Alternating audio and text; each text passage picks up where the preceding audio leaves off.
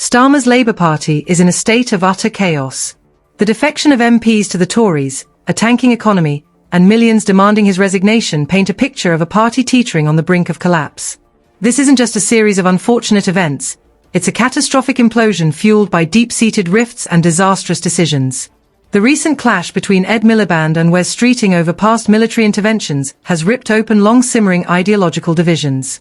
Miliband's push for an apology regarding the Iraq War has been met with ferocious resistance from Streeting, who accuses Miliband of rewriting history for personal gain. This isn't a mere policy disagreement, it's a full-blown ideological war, exposing a party fractured between left-leaning anti-war factions and more centrist, interventionist voices. The fallout extends far beyond Iraq, with Streeting directly blaming Miliband for paving the path to Labour's devastating defeat under Corbyn.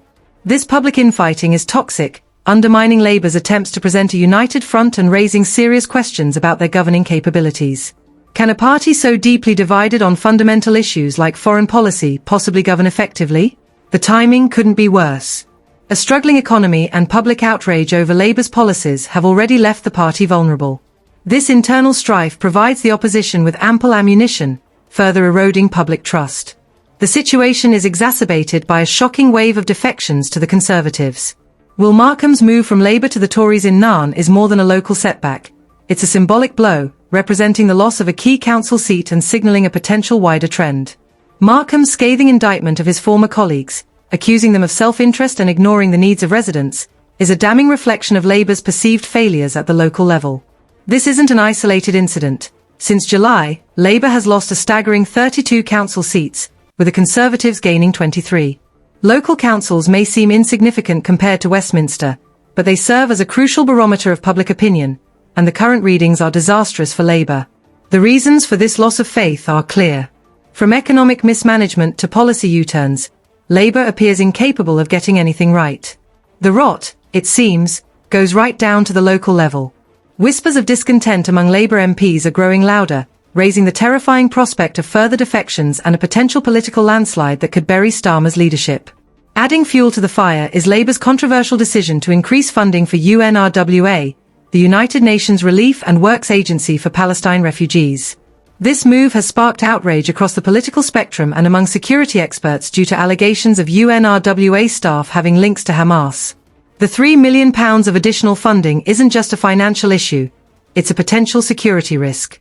This decision is causing international friction, with Israel and other allies potentially viewing the increased support unfavorably. Domestically, voters concerned about national security and foreign policy are likely reconsidering their support for Labour. This decision follows a pattern of controversial choices that are increasingly at odds with public opinion and national interests. The slashing of winter fuel payments, a crucial lifeline for the elderly, sparked immediate and intense backlash. A Christmas parody song criticizing Starmer over the cuts even topped the iTunes charts, highlighting the public's anger. This decision has severely damaged Labour's image as protectors of the vulnerable. This winter fuel cut debacle unfolds against the backdrop of a rapidly deteriorating economy.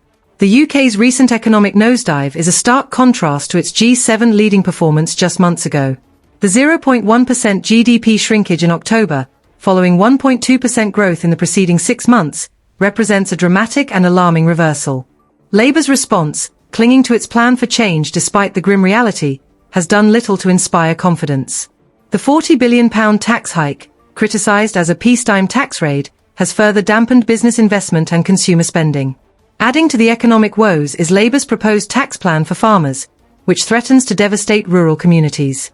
The proposed changes to inheritance tax rules, potentially forcing family farms to sell off land to meet exorbitant tax bills, has sparked outrage among the farming community. The National Farmers Union has strongly criticised the proposal, warning of devastating consequences for family farms and potentially altering the very fabric of rural Britain. Labour's handling of international affairs, particularly the Syrian situation, is equally disastrous. Their foreign policy team appears utterly lost, flip-flopping on their stance and demonstrating a shocking lack of knowledge about the region. This confused response has drawn criticism from allies and raised concerns about UK security. Starmer's leadership is hanging by a thread. The party is in chaos, and voters are losing faith. The internal squabbling, coupled with economic mismanagement and disastrous policy decisions, has created a perfect storm. The question is not just whether Starmer can survive, but whether Labour can pull itself together before it's too late. The coming weeks and months will be crucial in determining the future of British politics.